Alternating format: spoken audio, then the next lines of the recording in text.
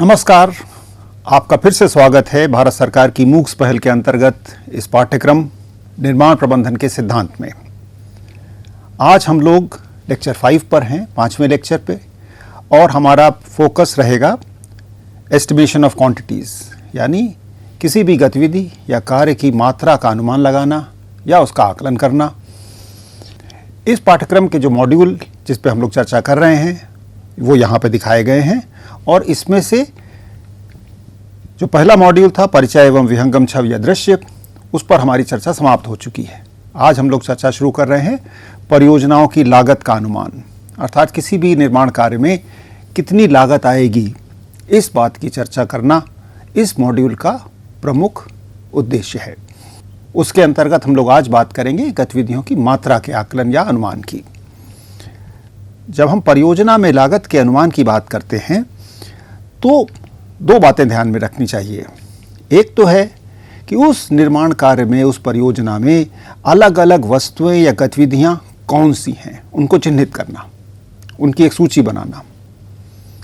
गतिविधियों के चिन्हित होने के बाद बात होती है उन गतिविधियों की मात्रा, कितनी मात्रा में वो गतिविधि होगी। अर्थवर्क है तो कितना होगा, ब्रिक वर्क है कितना होगा, कंक्रीटिंग कितनी होगी, स्ट्रक्चरल स्टील इरेक्शन करना है कितना है, कितने टन। तो उससे हमको तरह तरह की चीज़ों का अंदाज़ा लगता है। ये हमको मदद करता है परियोजना की लागत का अनुमान लगाने में। एक बार मात्रा का ज्ञान हो जाए तब हमको पता होना चाहिए कि उन वस्तुओं या गतिविधियों की दर क्या है। अर्थवर्क हमको पता चल गया कि 100 क्यूबिक मीटर है, तो 1 क्यूबिक मीटर अर्थवर्क करने के लिए कितनी लागत आएगी। अगर ये हमें पता चल जाए तो हम अर्थवर्क की लागत पता कर सकते हैं, उसको कैलकुलेट कर सकते हैं। और ये जो दर होती है वो कहाँ से मिलेगी? मानक दर, अर्थात कुछ पब्लिश्ड डॉक्यूमेंट्स होते हैं जिनमें कि अमूमन प्रयोग में आने वाली गतिविधियों की दरें प्रकाशित होती हैं, और वह हर वर्ष, हर 2 वर्षों में संशोधित कर दी जाती हैं। जैसे कि महंगाई बढ़ती है, घटती है, जो भी होता है उसके अनुसार उन दरों को संशोधित करके प्रकाशित किया जाता है। सरकार की ओर से प्रकाशित होती हैं। हर कंपनी अपनी दर कैलकुलेट करके रखती है, उसको अपना पता होता है निर्माण कंपनियों को कि इस एक्टिविटी को करने में, इस गतिविधि को करने में मोटा मोटा कितना खर्चा आता है। यदि कोई वस्तु ऐसी है जिसका कि विवरण उस पब्लिश्ड लिटरेचर में नहीं है, तब हमको करना पड़ता है उस वस्तु का दर विश्लेषण, अर्थात रेट एनालिसिस, कि उस गतिविधि में कौन कौन सी चीज़ें इन्वॉल्व हैं, हमें क्या क्या करना पड़ेगा, और उन सब एक्टिविटीज़ की क्या दरें हैं। तो वहाँ पर हम दर विश्लेषण से उस गतिविधि की दर को तय करते हैं। और ये दर किस बात पर निर्भर करती है? यह निर्भर करती है निष्पादित किए जाने वाले कार्य के विवरण पर। जैसे कि फ्लोरिंग अगर हम देखें तो फ्लोरिंग पर स्क्वायर मीटर होगी। फ्लोरिंग की दर कहाँ से तय होगी? वो तय होगी कि हम उसमें मोज़ाइक फ्लोरिंग करेंगे, कि कोटा स्टोन करेंगे, कि टाइल लगाएंगे। तो ये बात हुई कार्य के विवरण की, और यह अनुबंध में दिया जाता है। तो परियोजना की लागत का अनुमान लगाने के लिए एक मोटा मोटा सिद्धांत ये है कि सबसे पहले हमको ज्ञान होना चाहिए गतिविधियों का, उनकी मात्रा का और उनकी दरों का। आज का हमारा विषय गतिविधियों की मात्रा कैसे निकाली जाएगी, इस बात पर केंद्रित रहेगा। गतिविधियों की मात्रा निकालने के लिए उनकी इकाई का ज्ञान होना आवश्यक है। माप के कई प्रकार होते हैं। क्षेत्रफल है, आयतन, वॉल्यूम है, लंबाई है, वजन है, संख्या है। उदाहरण के तौर पर निर्माण कार्यों में क्षेत्रफल पर आधारित जो एक्टिविटीज़ हैं, जो गतिविधियां हैं, उसमें प्लास्टर, फ्लोरिंग, शटरिंग, ये सब चीज़ें, इन गतिविधियों की इकाई स्क्वायर मीटर है। अर्थवर्क या कंक्रीट, इसकी इकाई क्यूबिक मीटर है, वॉल्यूम में है। पाइप्स हैं, कंडुइट है, बिजली के तार हैं, इनकी इकाई मीटर है, कितने मीटर प्रयोग में आएगा। रीइंफोर्समेंट अर्थात सरिया वजन के हिसाब से अनुमानित की जाती है। लिफ्ट हैं, खिड़कियां हैं, दरवाजे हैं, इनकी इकाई गिनती है कि किसी भी बिल्डिंग में कितनी खिड़कियां लगेंगी, किस प्रकार की लगेंगी, कितने दरवाजे लगेंगे, कितने लिफ्ट लगेंगे। यह एरिया या वॉल्यूम में नहीं बल्कि गिनती के अनुसार आंकी जाती हैं। जैसा कि मैंने पहले कहा, जहां तक लागत का प्रश्न है, यदि मात्रा और दर पता है तो गणित बहुत आसान हो जाती है। उदाहरण के तौर पर अगर हम इस तालिका को देखें, इस टेबल को देखें, तो अगर हमें पता है कि earthwork, plaster, pipes, concrete, structural steel, इनकी मात्रा 100 cubic metre, 500 square metre, 5 metre, 600 cubic metre, 15 tonne है, और इन एक्टिविटीज़ की, इन गतिविधियों की दर रुपए में ये है, ये 150 रुपये पर क्यूबिक मीटर अगर हमारा अर्थवर्क है तो 15,000 रुपये में अर्थवर्क होगा। 200 रुपये पर स्क्वायर मीटर अगर हमारा प्लास्टर है तो 500 स्क्वायर मीटर प्लास्टर करने के लिए हमें 1 लाख रुपए लगेंगे, इत्यादि। तो इस प्रकार से अगर हमें ये गतिविधियों की सूची, उनकी मात्रा, उनकी दर अगर हमको पता है तो उनकी अपनी अपनी लागत हमें पता चल जाएगी और बहुत आसानी से हम प्रोजेक्ट की कुल लागत का अनुमान लगा सकते हैं। अब प्रश्न उठता है कि यह मात्रा हमको कहां से मिलेगी। यहां से शुरुआत होती है। वहां जाने से पहले, मात्रा का अनुमान लगाने से पहले कुछ बातें मैं आपके साथ और साझा करना चाहता हूं। वो ये है कि देखिए, वास्तविक लागत तो निर्माण पूरा होने के बाद ही पता चलती है।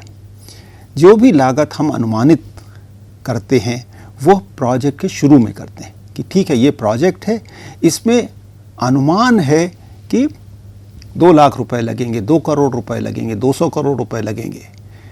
कोई भी निर्माण कार्य एक घड़ी की तरीके से या एक मोबाइल फ़ोन की तरीके से नहीं है कि हमको पता है कि ये मोबाइल फ़ोन 5,499 रुपये में मिलेगा। निर्माण कार्य में उस प्रकार की बात नहीं की जा सकती है, बहुत मुश्किल है। वास्तविक लागत निर्माण कार्य पूरा होने के बाद ही पता चलती है। तब हमें पता चलता है कि मात्रा कितनी थी या कितनी मात्रा लगी। कुछ चीज़ें तय होती हैं, खिड़की दरवाजे तय होते हैं, लेकिन अर्थवर्क कितना हुआ, कंक्रीट कितनी हुई, शटरिंग कितनी लगी, उसका अनुमान लगाया जा सकता है ड्राइंग्स के अनुसार। लेकिन वास्तव में बहुत से कारण होते हैं जिसमें कि वास्तविक आंकड़े अनुमानित आंकड़ों से अलग हो जाते हैं। 5%, 10%, 2% वेरिएशन तो होता है, और साथ ही साथ दरों में भी वेरिएशन हो सकता है, क्योंकि निर्माण कार्य, हमने पहले भी कहा था, कई वर्ष चलता है। तो ये कहना कि स्टील की कीमत जो आज हम लेके चलते हैं, मान लीजिए 10,000 रुपये टन या 15,000 रुपये टन जो भी है, वो 4 साल बाद भी वही रहेगी, ये तो बड़ा मुश्किल है। तो ये अनिश्चितताएं ही निर्माण कार्य के प्रबंधन को एक चैलेंज बनाती हैं। आगे चलते हैं। किसी भी गतिविधि की अनुमानित एवं वास्तविक मात्रा में अंतर हो सकता है, इस बात पे हमने अभी बात की। ग्राहक यानी ओनर द्वारा ठेकेदार यानी कॉन्ट्रैक्टर को किया जाने वाला भुगतान अनुबंध के प्रकार के अनुसार तय होता है। इस बात की चर्चा जब हम अनुबंधों के प्रकार के बारे में बात करेंगे तब करेंगे कि एक निर्माण परियोजना में किस प्रकार के अनुबंध होते हैं और किस प्रकार से एक ओनर या एक क्लाइंट ऑर्गेनाइजेशन ठेकेदार यानी कॉन्ट्रैक्टर को पेमेंट करता है। इस पर हम चर्चा बाद में करेंगे, लेकिन फिलहाल आज के लिए हम लोग एक बाउंड्री वॉल, जिसकी की चर्चा हम पहले भी कर चुके हैं, उसका उदाहरण लेकर मात्राओं का आकलन या अनुमान लगाने की प्रक्रिया पर चर्चा करेंगे। हम लोग उन ड्राइंग्स का प्रयोग करेंगे जो कि हम पहले भी देख चुके हैं, और उससे विभिन्न गतिविधियों और एक्टिविटीज़ की मात्रा निकालेंगे। ये चित्र हम पहले भी देख चुके हैं। ये बाउंड्री वॉल है जिसको कि हम बनाएंगे। यह हमारा प्रोजेक्ट है, ये बाउंड्री वॉल बनाना, जो कि 20 मीटर बाई 10 मीटर के एक क्षेत्र में है। उसमें 5 मीटर का एक गेट लगाने का प्रावधान है, और हमने ये तय किया है कि ये बाउंड्री वॉल 230 बाई 300 मिलीमीटर के RC पिलर्स, जो कि 2.5 मीटर दूरी पे होंगे, उसके बीच में ब्रिक वर्क यानी ईंट की चुनाई होगी। इस प्रकार की बाउंड्री वॉल हम बनाएंगे। इसी बाउंड्री वॉल का दूसरा दृश्य यहाँ पर है, जहाँ पर कि हमने देखा कि ये तो हमारे कंक्रीट के पिलर होंगे, ये हमारी ईंट की चुनाई होगी जिसको कि हमने लिखा ब्रिक वर्क। इसके साथ हम यहाँ पर एंगल लगाएंगे, ये हमारे बार्ब्ड वायर होंगे। तो यह चीज़ें सब, तो ये बातें क्लाइंट ने तय की हैं कि हम इस प्रकार की बाउंड्री वॉल बनाना चाहते हैं। तो अब प्रश्न ये आता है कि इस बाउंड्री वॉल को बनाने के लिए हमें किन गतिविधियों को ध्यान में रखना चाहिए। और भी डिटेल जब बनाते हैं तो ये आरसी पिलर और नींव के बारे में यहाँ पे दिखाया गया है कि जो आरसी पिलर होगा, जो कंक्रीट का पिलर है, वो किस साइज का है। 800 बाय 800 मिलीमीटर की उसकी फुटिंग है, 230 बाय 300 उसका साइज है, और उसमें चित्र में दिए गए डिटेल के अनुसार सरिया बांधी गई है। और सरिया का डिटेल इस पिक्चर में और क्लियरली दिया हुआ है, जहां पर कि हम यहां पर एक सेक्शन लेकर देख रहे हैं कि ये जो पिलर है उसमें किस प्रकार की सरिया लगी हुई है। इसका भी जो और डिटेल अगर देखें तो डिटेल सी है, जहां पर कि हम देख रहे हैं कि किस प्रकार से इन स्टरप्स को मोड़ा गया है। ये सब जानकारी हम क्यों कर रहे हैं? इस पर हम चर्चा इसलिए कर रहे हैं कि स्टील की मात्रा जब निकालेंगे तो हमको पता होना चाहिए कि स्टील किस डायमीटर की है और किस डायमीटर की स्टील हमें कितनी मात्रा में चाहिए। तो अगर हम इस चित्र को देखते हैं तो यहाँ पर 16 मिलीमीटर डायमीटर की बात हो रही है, यहाँ पर 12 मिलीमीटर डायमीटर की बात हो रही है, और यहाँ पर 8 मिलीमीटर डायमीटर की बात हो रही है। तो यहाँ से हमको ये पता चलेगा, बाद में हम इसका कैलकुलेशन करेंगे कि हमको तो 8 मिलीमीटर, 12 मिलीमीटर या 16 मिलीमीटर की सरिया हमको किस लेंथ में चाहिए, और उसको हम जब वेट में कन्वर्ट करेंगे तो हमें टोटल रिक्वायरमेंट ऑफ स्टील, यानी स्टील हमें कितने किलो या कितने टन चाहिए, उसमें कितनी स्टील 8 मिलीमीटर की होगी या 12 मिलीमीटर की होगी या 16 मिलीमीटर की होगी, ये बात वहाँ से निकल कर आएगी। आगे बढ़ते हैं और हम देखते हैं ब्रिक वर्क की ओर। ब्रिक वर्क में हमने ये देखा कि क्लाइंट ने तय किया है कि इसमें 15 मिलीमीटर थिक प्लास्टर दोनों तरफ, दीवार के इस तरफ और दीवार के इस तरफ, दोनों तरफ होगा, और ये प्लास्टर नीचे कहाँ तक जाएगा, ये सब बातें हमको पता होनी चाहिए। ब्रिक वर्क में 1-3 का मसाला लगेगा, प्लास्टर 1-6 का होगा, क्योंकि ये डिटेल, ये विवरण अगर हमारे पास नहीं है तो हम किसी भी प्रकार का सही आकलन नहीं कर सकते हैं। यहाँ पर एक और गतिविधि दिख रही है, एक और एक्टिविटी दिख रही है, एक और वस्तु दिख रही है, वो है पीसीसी। जब हम कंक्रीट की बात करते हैं तो कंक्रीट, रीइंफोर्स्ड कंक्रीट, जिसको कि प्रबलित कंक्रीट कहते हैं। रीइंफोर्स्ड कंक्रीट वो होती है जिसमें कि टेंशन में उसका बल या उसकी कैरिंग कैपेसिटी बढ़ाने के लिए सरिया का प्रयोग होता है। प्लेन कंक्रीट वो होती है जिसमें कि सरिया का प्रयोग नहीं होता है। तो प्लेन सीमेंट कंक्रीट 1:4:8 के अनुपात से नीचे लगाने का प्रावधान है। अगर आप ध्यान से देखेंगे तो जो फुटिंग थी उसके नीचे भी पीसीसी लगाए जाने का प्रावधान लिया गया है। आगे बढ़ते हैं और देखते हैं कि गणना करने में हमें क्या एजम्पशन लेने होंगे। इस उदाहरण में गणना करते समय यह माना गया है कि बाउंड्री वॉल के दोनों तरफ जमीन के स्तर में बदलाव नहीं होगा। इसका मतलब क्या है? अगर हमारी ज़मीन यहाँ पर है, ये हमारी ज़मीन का लेवल है, तो हम बाउंड्री वॉल बनाएंगे, यहाँ पर थोड़ा सा गड्ढा करना पड़ेगा, फिर हम उसको बैकफिल करेंगे, ये चर्चा हम लोग कर चुके हैं।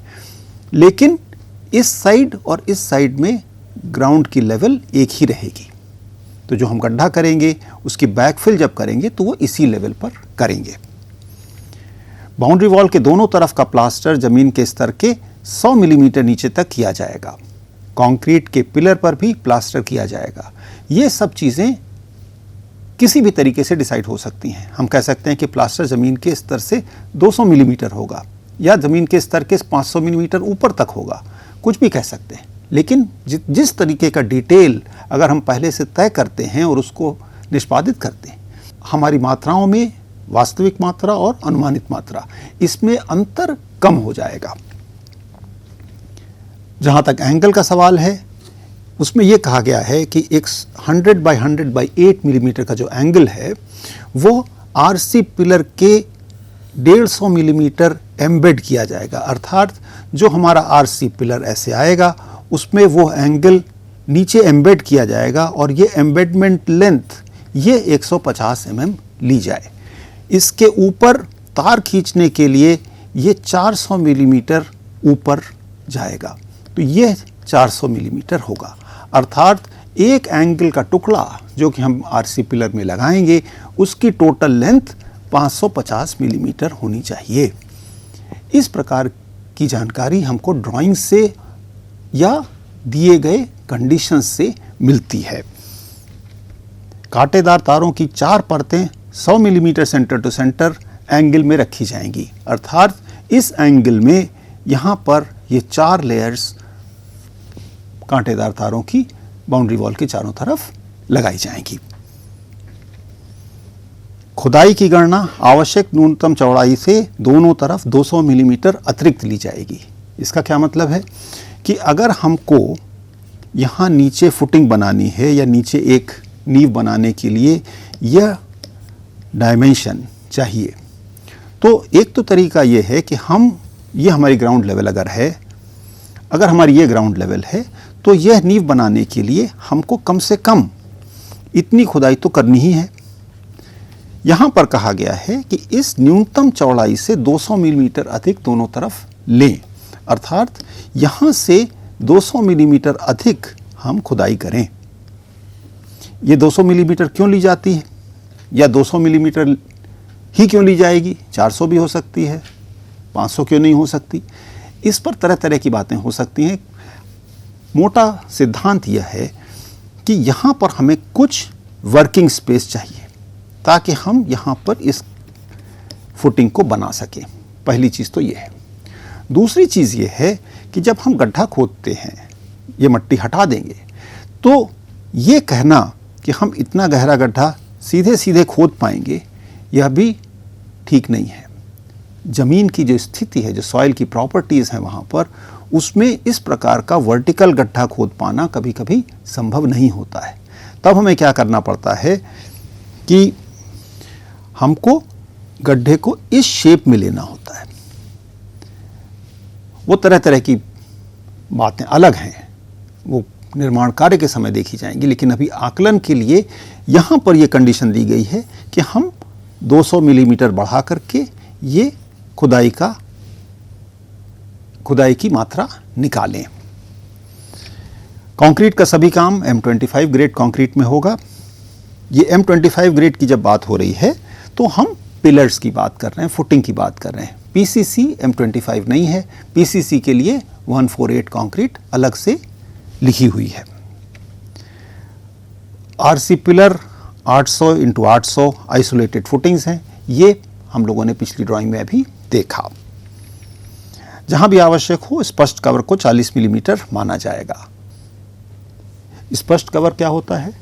रीइंफोर्स कंक्रीट का काम करते समय अगर हमारी कॉलम या बीम इस क्रॉस सेक्शन की है और सरिया यहाँ पर लगाई गई है, तो सरफेस से ये जो दूरी होती है रीइंफोर्सिंग बार की, इसको कवर कहते हैं। इस कवर की जानकारी हमको क्यों आवश्यक है? मात्रा निकालने में इसलिए आवश्यक है कि अगर हमारी फुटिंग इस प्रकार की है जिसमें कि ये सरिया लगनी है, तो इस सरिया की जो शेप है उसमें ये डायमेंशन या ये लंबाई कितनी होगी, ये इस फुटिंग के डायमेंशन से कम है। कितना कम है वो हमें कवर को देखकर तय करना होता है। तो इसलिए जब जितनी छोटी छोटी ये बातें हम मात्रा के अनुमान लगाते समय इनकॉर्पोरेट कर सके, ध्यान रख सकें, उतना ही हमारा मात्रा का आकलन सटीक हो जाता है। चलिए आगे बढ़ते हैं और इस बाउंड्री वॉल में विभिन्न गतिविधियों की मात्रा निकालने का प्रयास करते हैं। पहली एक्टिविटी या गतिविधि हम कहते हैं खुदाई की है, जो कि हमको ग्राउंड लेवल के नीचे, चाहे वो ब्रिकवर्क की नींव हो या हमारी आरसी पिलर की नींव हो, उसके लिए हमको जो भी खुदाई करनी पड़ेगी उसकी मात्रा निकालना। फिर बात आती है ईंट का काम यानी चुनाई की। तो ये हमारी ब्रिकवर्क है जिसमें कि ग्राउंड के ऊपर वो ये सेक्शन है और ग्राउंड के नीचे उसको मजबूती देने के लिए उसकी चौड़ाई बढ़ा दी गई है। शटरिंग का काम हमको कंक्रीट में आवश्यक होता है क्योंकि हमें कंक्रीट को शेप देनी होती है। तो कंक्रीट में कॉलम है और ये फुटिंग है। यहाँ पर हमको शटरिंग लगानी होगी। कितनी शटरिंग लगानी है इसका हमें अनुमान लगाना होगा। कंक्रीट वर्क यानी कि आरसी या पीसीसी, तो आरसी यानी प्रबलित कंक्रीट, रिइंफोर्स्ड कंक्रीट, वो हमारे पिलर में और फुटिंग में होगी। पीसीसी यहाँ नीचे दोनों तरफ लेवलिंग कोर्स के रूप में होगी। प्लास्टर करना, ये पहले चर्चा हो चुकी है कि ये तय है कि बाउंड्री वॉल के दोनों तरफ एवं पिलर्स पर भी प्लास्टरिंग की जाएगी और ये प्लास्टरिंग जमीन की सतह से 100 मिलीमीटर नीचे तक ली जाएगी। कांटेदार तारों की कुल लंबाई हमको पता होनी चाहिए और साथ ही साथ हमें स्टील सरिया या रिइंफोर्सिंग बार्स की मात्रा पता होनी चाहिए। अब एक प्रश्न मैं आपके लिए छोड़ना चाहता हूं, क्या इस बाउंड्री वॉल को बनाने के लिए इन्हीं क्वांटिटीज की आवश्यकता है? एक क्वांटिटी मैंने इसमें छोड़ दी है। मैं चाहता हूं कि आप उस पर सोचें और उसको आइडेंटिफाई करने की, चिन्हित करने की कोशिश करें कि इन चित्रों में दी गई बाउंड्री वॉल को बनाने के लिए किस बात को ध्यान में नहीं रखा गया है। किसी भी अनुबंध में यह हो जाता है, लाख कोशिश की जाए कि हम सभी गतिविधियों को अकाउंट फॉर करें, लेकिन चूक हो जाती है। तो ये तो हुआ होमवर्क आपके लिए। हम लोग आगे बढ़ते हैं और इन क्वांटिटीज के एक्चुअल एस्टिमेशन यानी वास्तविक गणना शुरू करते हैं। पहले हम लोग चर्चा करते हैं अर्थवर्क की। यह जो टेबल है ये क्वांटिटी एस्टिमेशन की एक टेम्पलेट है जिसमें कि हम नंबर, लेंथ, ब्रेड्थ, हाइट और क्वांटिटी, यूनिट, इनको लिखते हैं और फिर जिस भी गतिविधि की बात हम कर रहे हैं उसके बारे में वो नंबर्स लिखना शुरू करते हैं। आप इसको देखेंगे हम लोग कैसे प्लास्टर की, कंक्रीट की, अर्थवर्क की क्वांटिटीज़ की मात्राएं हम इस टेबल में किस प्रकार लिखते हैं। और ये रिमार्क्स कॉलम होता है जिसमें कि इसमें दी गई संख्याओं या इनमें दी गई वैल्यूज़ हमने कैसे वहाँ पहुँचे उस वो एक्सप्लेन किया जाता है, उसके बारे में विवरण दिया जाता है ताकि अगर कोई चेक करना चाहे उसको तो वो चेक कर सके। तो हम लोग अर्थवर्क की जब चर्चा करते हैं तो हम उसको एक मानते हैं क्योंकि हमारा एक ही नंबर है। हम ये कहते हैं कि 60 मीटर की टोटल लंबाई इन्वॉल्व है। वो 60 मीटर कहाँ से आया? वो यहाँ पे लिखा हुआ है 10 + 20 + 10 + 20, अर्थात हमने ये माना कि चारों तरफ हम इस प्रकार से अर्थवर्क करेंगे। ब्रेड्थ अर्थात उसकी चौड़ाई, तो अर्थवर्क कैसे करना है हमको ये ड्राइंग देखकर समझ में आ गया कि हमको इस प्रकार से एक अर्थवर्क करना है जिसकी की लंबाई हमने निकाली 60 मीटर। इसकी चौड़ाई कितनी होनी चाहिए? इस चैनल की चौड़ाई है 0.9 + 2 + 0.2, अर्थात ये 200 मिलीमीटर तो हम लोगों ने एक्स्ट्रा लिया और 900 मिलीमीटर जो है वो हमारी पीसीसी की चौड़ाई है। इस पीसीसी की चौड़ाई में हम 200 और 200 जोड़ देंगे तो ये आ गया 1.3। हाइट कितनी है अर्थात डेप्थ कितनी है? इस केस में डेप्थ है 0.2, 0.5, 0.225, 0.2, 0.075। ये कहाँ से आया? ग्राउंड लेवल दी हुई है उससे ये दिया हुआ है 200, फिर हमें लगा यहाँ पर 500, 225, 200 और 75 मिलीमीटर, अर्थात ये टोटल हमारी एक्सकेवेशन की हाइट हो गई 1.2। इसकी कैलकुलेशन आप खुद चेक कर सकते हैं और क्योंकि अब हम वॉल्यूम में करना चाहते हैं इसलिए हमने उसको गुणा कर दिया और 93.6 क्यूबिक मीटर हमारा अर्थवर्क आ गया। अब इस अर्थवर्क को लेने के लिए हमने सिंपल रास्ता अपनाया था कि हमने चारों तरफ अर्थवर्क ले लिया था। यहाँ पर ये 5 मीटर की ओपनिंग है, इसको हमें नहीं लेना चाहिए। इसके लिए हमने कहा डिडक्शन एक नंबर हम लेंगे जिसमें कि 3.7 मीटर का अर्थवर्क हम नहीं करेंगे। ये 3.7 क्यों हुआ? 5 मीटर की हमारी ओपनिंग है, उसमें से कुछ तो हमें अर्थवर्क यहाँ पर और इसके संग करना ही पड़ेगा। तो ये जो बीच वाला पोर्शन बचा उसको हमने लिया कि इतना 3.7 मीटर में 1.3 मीटर और 1.2 ये तो कॉमन रहेगा। ये 3.7 मीटर की खुदाई हमको नहीं करनी है, तो ये माइनस साइन लगा करके 5.77 लिख दिया गया और इसको जोड़ करके 87.8 0.83 क्यूबिक मीटर हमारा अर्थवर्क आ गया। तो ये हमारा अर्थवर्क का एस्टिमेशन था, अनुमानित मात्रा 87.83 क्यूबिक मीटर बनी। इसी प्रकार हम आगे चलते हैं और ब्रिकवर्क के बारे में चर्चा करते हैं। तो ब्रिकवर्क के लिए हम क्या करेंगे, ब्रिकवर्क की क्वांटिटी कैसे निकाली जाए, इसके कई तरीके हो सकते हैं, आप अपने तरीके से निकाल सकते हैं। जो इस उदाहरण में लिया गया है वो है फुटिंग 1, फुटिंग 2, फुटिंग 3। हमने 3 फुटिंग ली। इन 3 फुटिंग में क्या किया, हमने कहा कि इनकी लेंथ हर एक की 2.2 मीटर है। ये 2.2 कहाँ से आया, 2.5 मीटर सेंटर टू सेंटर, ये हमें डिस्टेंस दिया हुआ था। यहाँ से ये कंक्रीट आ जाएगा 230 का आधा, 15 इधर 15 इधर, तो इसको हम अगर घटा देंगे तो 2.2 हो जाएगा। तो 2.2 हमारी लंबाई हो गई, जो कि 2 आरसी पिलर्स के बीच में ब्रिकवर्क आएगा। उसके साथ में ये 22 नंबर है। ये 22 नंबर क्यों है, क्योंकि हमने इन सब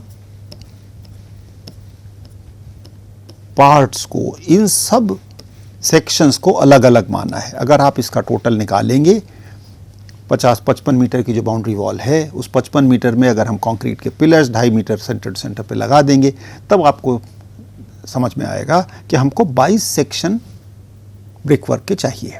उस 22 सेक्शन को हमने इस प्रकार से ब्रेक डाउन कर दिया। इसकी ब्रेड्थ कितनी है, सरफेस के ऊपर 2 मीटर है।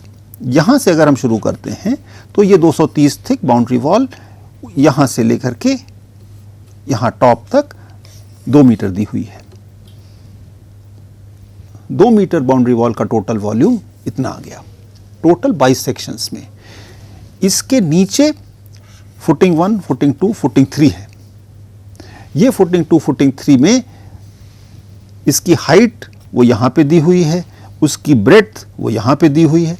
उनको लेकर के अगर हम देखेंगे तो हर स्टेज की क्वांटिटी निकल आएगी। उसमें से हमें कुछ डिडक्शंस करने पड़ेंगे, क्योंकि जहाँ जहाँ पर आरसी का पिलर आ जाएगा, फुटिंग आ जाएगी, वहाँ पर उतना ब्रिकवर्क नहीं होगा। उसका डिडक्शन यहाँ पे दिखाया गया है। और टोटल ब्रिकवर्क की क्वांटिटी 41.49 क्यूबिक मीटर है। यहाँ पर आप ये ध्यान रखिए कि ब्रिकवर्क की क्वांटिटी को क्यूबिक मीटर में लिया गया है।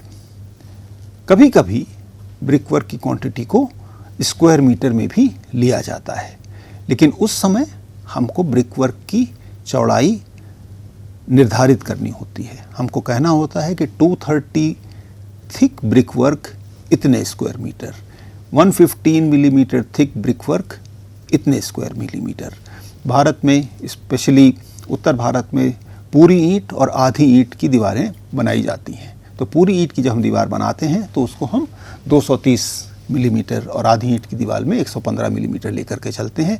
तो अगर हमने एक बार उसकी चौड़ाई स्पेसिफाई कर दी, तब हमको स्क्वायर मीटर में ब्रिकवर्क देने में कोई आपत्ति नहीं है, क्योंकि अंततः उद्देश्य ये है कि हमको टोटल ब्रिकवर्क में कितनी ईंटें लगेंगी, कितना मसाला लगेगा, उसका अंदाज़ा मिल जाना चाहिए। इस पर्टिकुलर एग्जाम्पल में, इस उदाहरण में हमने ब्रिकवर्क की क्वांटिटी, क्योंकि यहाँ पर चौड़ाई अलग अलग थी और एक मोटा अनुमान लगाना था, तो हमने उसको टोटल क्यूबिक मीटर में ले लिया है। अब हम लोग आते हैं कंक्रीट वर्क पर। रीइंफोर्स कंक्रीट पहले कैलकुलेट करते हैं, उसका एस्टिमेशन करते हैं। तो हमको 23 पिलर बनाने हैं और 23 फुटिंग बनानी है, तो ये नंबर हो गया 23। इसकी लेंथ 0.23 और ब्रेड्थ 0.3, क्योंकि हमने 230 × 300 कहा था, और इसकी हाइट 2.675, जो कि हमको यहाँ ड्राइंग से निकल के आएगी। तो ऊपर तक की बाउंड्री वॉल जहाँ पर कि 1.8 एलिवेशन है, उसके बाद 1.8 जो कि टॉप ऑफ बाउंड्री वॉल है, और उस बाउंड्री वॉल के 875 मिलीमीटर यहाँ पर, तो इसको अगर हम जोड़ देंगे तो 2.675। तो इस प्रकार से इस पिलर की हाइट 2.675 हो गई, जिसका कि प्रयोग करके हम पिलर में आने वाली टोटल रीइंफोर्स कंक्रीट की क्वांटिटी या मात्रा निकालते हैं 4.25। उसी प्रकार से 23 फुटिंग बनेंगी, जो कि 0.8 × 0.8 होंगी। उनकी थिकनेस या हाइट 0.25 है, वो इस डायग्राम में या इस चित्र में दिया हुआ है। तो हम फुटिंग की मात्रा 3.68 निकालते हैं और टोटल हमारा रीइंफोर्स्ड कंक्रीट वर्क आया 7.93 क्यूबिक मीटर। उसी प्रकार अगर हम पीसीसी की बात करें, प्लेन सीमेंट कंक्रीट की, तो हमको 60 मीटर हमने पीसीसी ले लिया। जिस प्रकार से हमने अर्थवर्क का कैलकुलेशन किया था उसी प्रकार हमने यहाँ भी 60 मीटर लिया। 0.9 यह इसकी चौड़ाई है, यहाँ पर एक ड्राइंग में पिछली बार दिखाई गई थी, इस ड्राइंग में नहीं है। 0.075 उसकी 75 मिलीमीटर हाइट मानी गई और 4.05 क्यूबिक मीटर पीसीसी हो गया। लेकिन इस पीसीसी को करने में, क्योंकि हमने यहाँ पे 60 मीटर लिया था, इसलिए हमको 4.1 मीटर डिडक्ट करना होगा और यह डिडक्शन लेने से हमारा कैलकुलेशन 0.27 क्यूबिक मीटर का हुआ और टोटल नेट पीसीसी 3.78 का होगा। तो इस प्रकार हमने इस स्लाइड में रीइंफोर्स्ड कंक्रीट और प्लेन कंक्रीट की मात्रा निकाल ली। ये ध्यान में रखिएगा कि हमने रीइंफोर्स्ड कंक्रीट की मात्रा निकालते समय रीइंफोर्समेंट बार जितनी स्टील इसमें यूज़ होगी, चाहे वो नीचे फुटिंग में हो या कॉलम में हो, उसके वॉल्यूम को घटाया नहीं है। यह एक कन्वेंशन है। अगर आप उसको खुद कैलकुलेट भी करना चाहेंगे तो आप देखेंगे कि वो मात्रा बहुत ही कम होती है, इसलिए वो घटाने का कोई प्रावधान नहीं लिया जाता अनुमान में। तो इसके साथ ही आज का लेक्चर हम यहाँ पर समाप्त करना चाहेंगे। हमने आज इस बाउंड्री वॉल के उदाहरण को लेकर के खुदाई, चुनाई और कंक्रीट के काम की मात्रा निकाली है। अगले लेक्चर में हम शटरिंग, प्लास्टर, कांटेदार तारों की कुल लंबाई और स्टील बार्स पर चर्चा करेंगे। उपयोगी प्रकाशित पुस्तकों में आज का मटेरियल जो आज हम लोगों ने चर्चा की, उसको और विस्तार से समझने के लिए मैं सुझाव दूंगा कि आप BN दत्ता जी की किताब estimating and costing in civil engineering theory and practice को पढ़ें। धन्यवाद। जय हिंद।